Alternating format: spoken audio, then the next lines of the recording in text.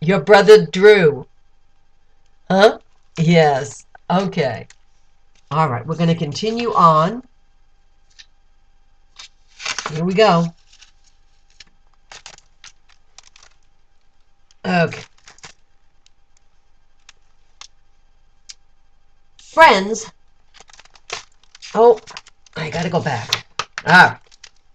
Friends came with them to join in at dinner. The house was full of happy people. Timmy had never seen so much food on one table. He tried everything. When dinner was over, David gave him the wishbone. He told Timmy to let it dry, and they'd pull on it to see who would get to make a wish. You do that in your house too. Try to get the wishbone, right? And then you and Nate can pull it, right, Gabe? Okay, let's see what happens next.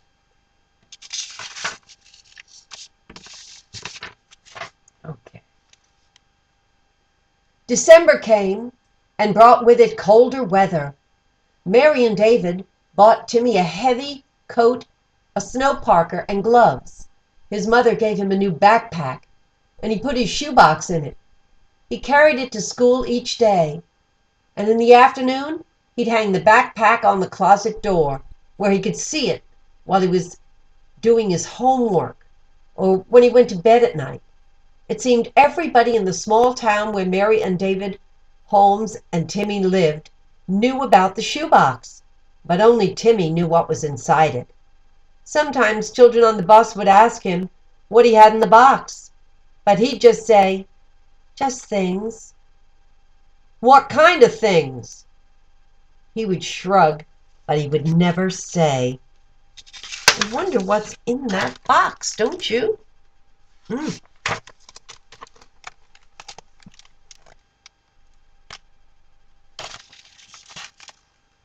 Can you see? Okay.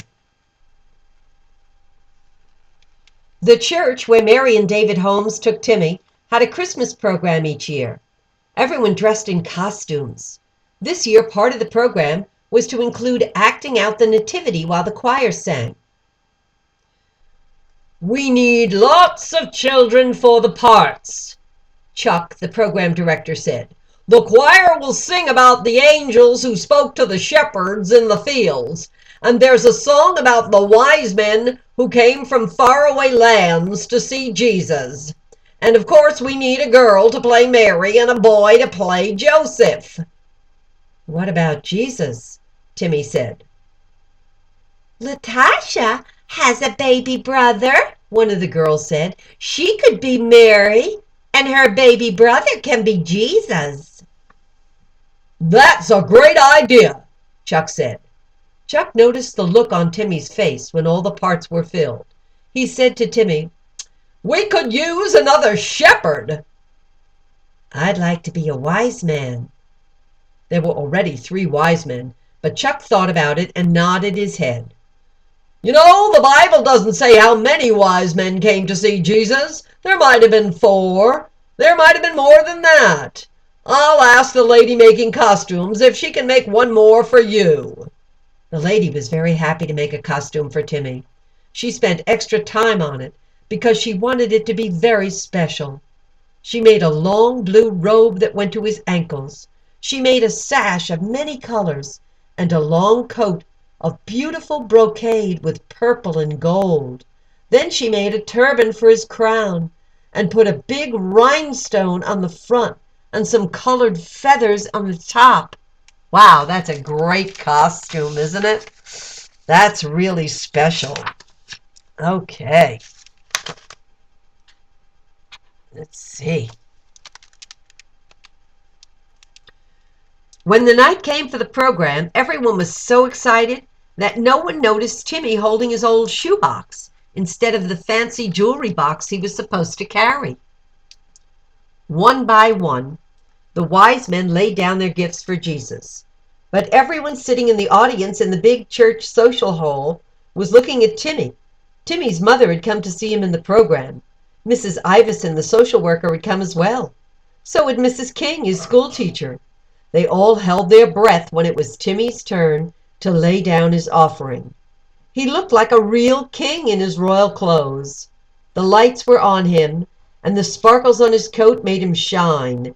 With both hands, he carried the old, worn shoebox with the red lid and the words "Running Shoe" printed on the side, presenting it with solemn respect to little Jesus.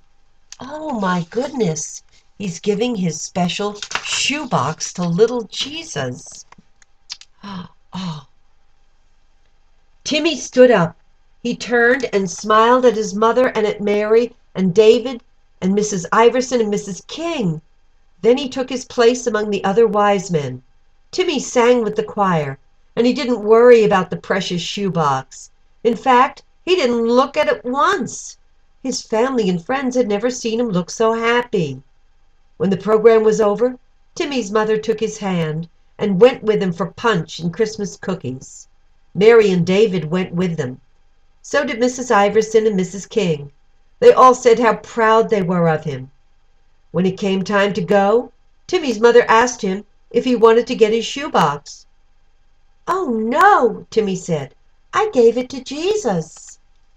Oh, he gave it to the baby Jesus. Oh, wow. I wonder what was in it. In heaven, an angel kneeling before Jesus said, "Here it is, my Lord." The angel held out the old shoebox with the words "Running Shoes" printed on it. Jesus took it and set it on his lap. He looked out at the thousands of angels who were curious about what was inside. Only Jesus and Timmy knew. An angel asked, "What's in that box, Lord? What has the child given you?" "Just things," Jesus said, smiling. He had watched Timmy even before he was born. He had counted every hair on his head, and he knew all that was in his heart, and he had waited for the day when the child would come to him with all he had to offer. How beautiful. Let's see what Timmy gave to the baby Jesus, shall we? This should be very, very special. Jesus took the top off the shoebox, and the angels leaned forward as he took out one item at a time and laid it tenderly upon his lap. And what they saw were just things. The worn and faded silk edge of his baby blanket, a wedding picture of his mother and father, his mother's letters, $10, his father's note of love and apology, a math paper with a smiley face and a note from his teacher, a pretty star sticker. Oh, those are beautiful gifts, aren't they? They're very special for Jesus. And there were a few more. A movie ticket stub, used birthday candles, a bright curled ribbon, the big side of a broken turkey wishbone.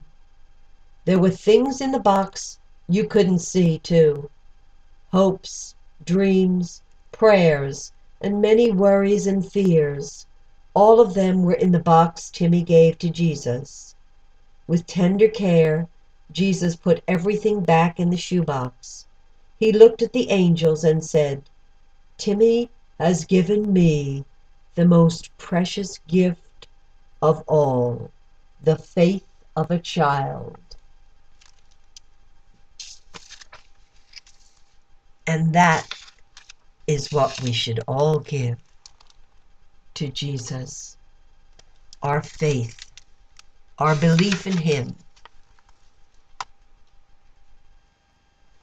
After that, the angels never left Timmy's side.